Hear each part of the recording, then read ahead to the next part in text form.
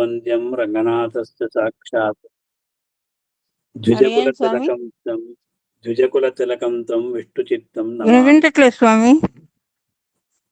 నేనేం చేస్తానమ్మా?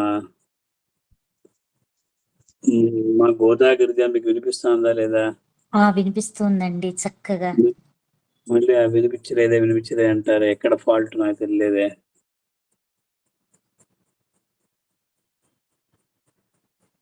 మీ దీంట్లో చూసుకోండి.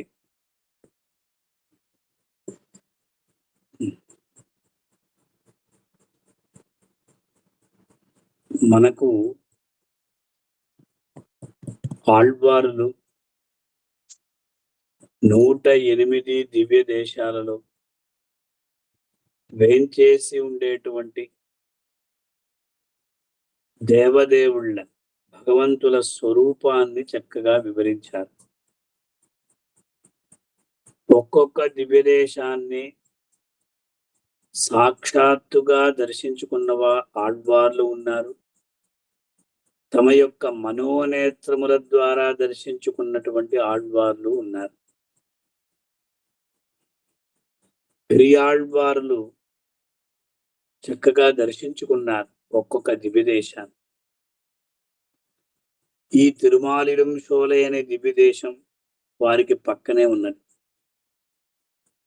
మధురైలో వెలసి ఉన్నటువంటి క్షేత్రం తిరుమాలిరం షోలై. శ్రీవిల్లిపుత్తూరు నుండి మధురై అనేది కొద్ది దూరంలోనే. వినిపించట్లేదు స్వామి. అందువల్ల ఇటువంటి ఒక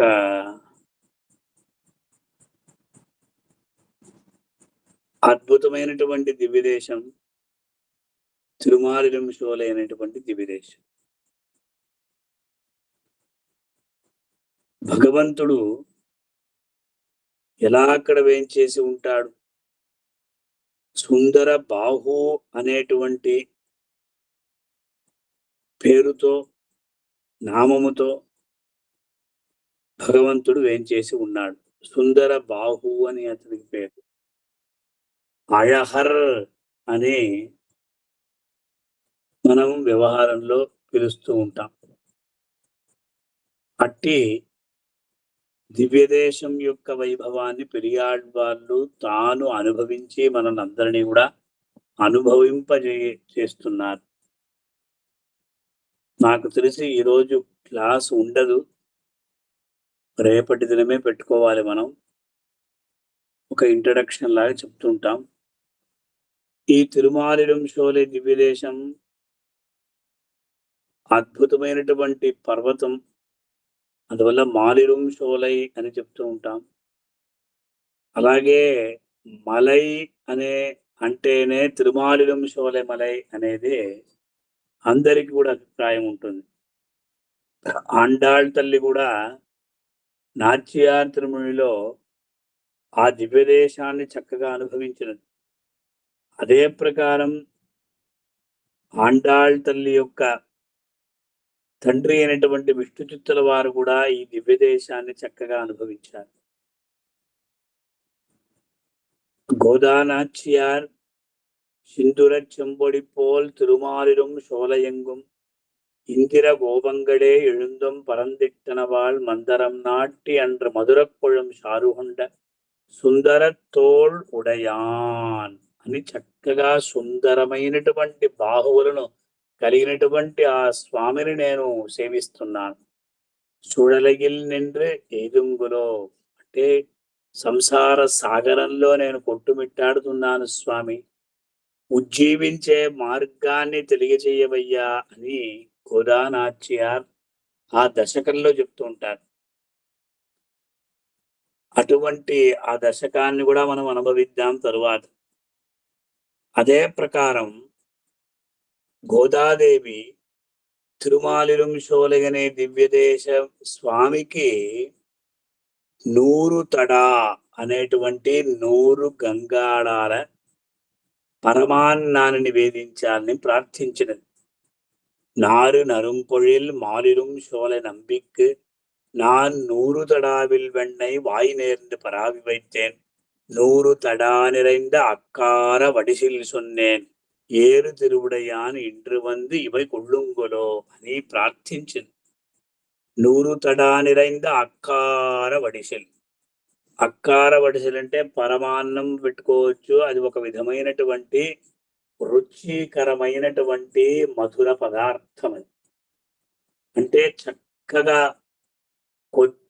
కొద్ది అయినటువంటి ఆ అన్నంతో ఎక్కువ పాలను పోసి నేతిని పోసి మరిగించి చాలా గంటల సేపు దాన్ని తయారు చేసేటువంటి అక్కార వడిసిల్. అది సమర్పించాలి అని గోదాదేవి ప్రార్థించినది, కోరుకున్నది. అందువల్ల ఇప్పుడు అన్ని చోట్ల కూడా కుడార వెల్లుం శ్రీ గోవింద అనే ఆ పాసురం నాడు అక్కార వడిసిల్ అనేటువంటి ఈ మధుర పదార్థాన్ని ప్రతి దేవాలయంలో కూడా చేస్తున్నారు. విశేషంగా దాని కొరకు ఒక పాత్ర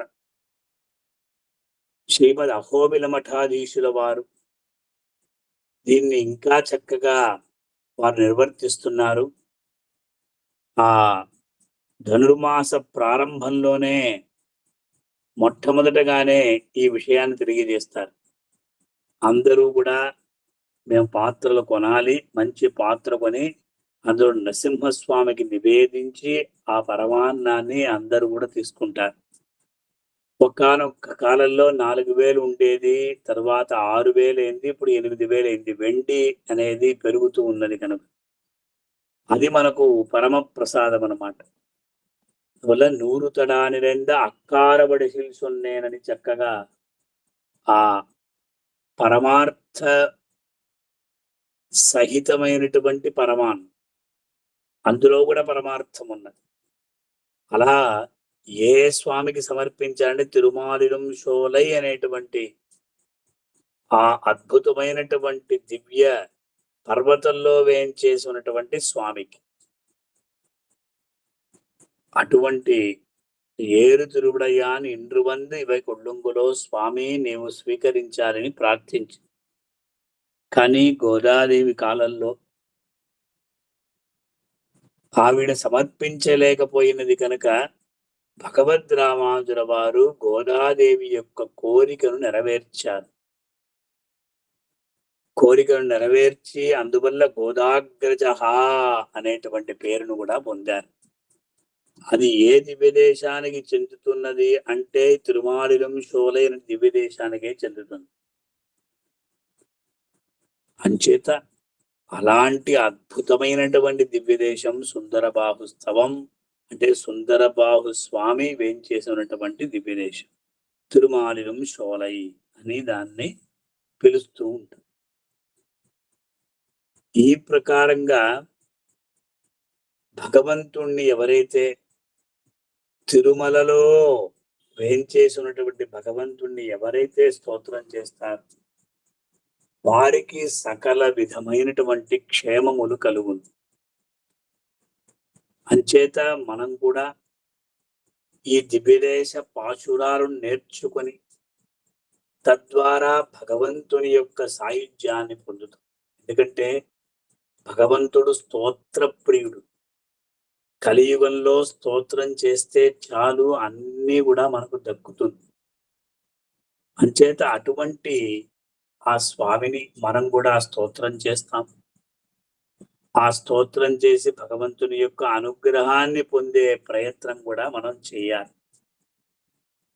ఈ దివ్యదేశంలో నూపుర గంగా అనేటువంటి అద్భుతమైనటువంటి ఒక సెలయేరు, అంటే పైనుంచి కింద దుముకుతూ ఉంటుంది. గంగా నది వలె తెల్లగా నురుగును పేర్చుకుంటూ ఉంటుందట. దానికి నూపుర గంగా అని ఆళ్వారంతా కూడా శిలంబారుపాయం అని చెప్తుంటారు. శిలంబారుపాయం ఆ తిరుమాలిరం షోలిగే అన్న రీతిగా చక్కటి అందమైనటువంటి దివ్యదేశం ఏది అంటే తిరుమాలిరం షోలై అనేటువంటి దివ్యదేశం. భక్తులైనటువంటి మనం ఈ దివ్యదేశాన్ని దర్శించుకొని దర్శించుకునే సందర్భంలో ఈ 10 పాసురాలంతా కూడా మనం సేవించుకుని భగవంతుని యొక్క అనుగ్రహాన్ని పొందాలి. ఈ ప్రకారంగా ఈ దివ్యదేశం యొక్క వైభవాన్ని మనం కాస్త చెప్పుకున్నాం. ఇక సంత అనేది రేపటి దినమే పెట్టుకోవాలి. టైం కూడా అయిపోయింది. ఇంట్రెస్ట్ కూడా తగ్గిపోయింది. ఇది ఈనాటి విషయం. మీరు ఏ ప్రకారంగా స్పందిస్తారో మీ స్పందనను తెలియజేయండి. ఏం పర్వాలేదు స్వామి. మీరెలా అంటే అలానే. ఏదైనా భోగ్యమే మాకు.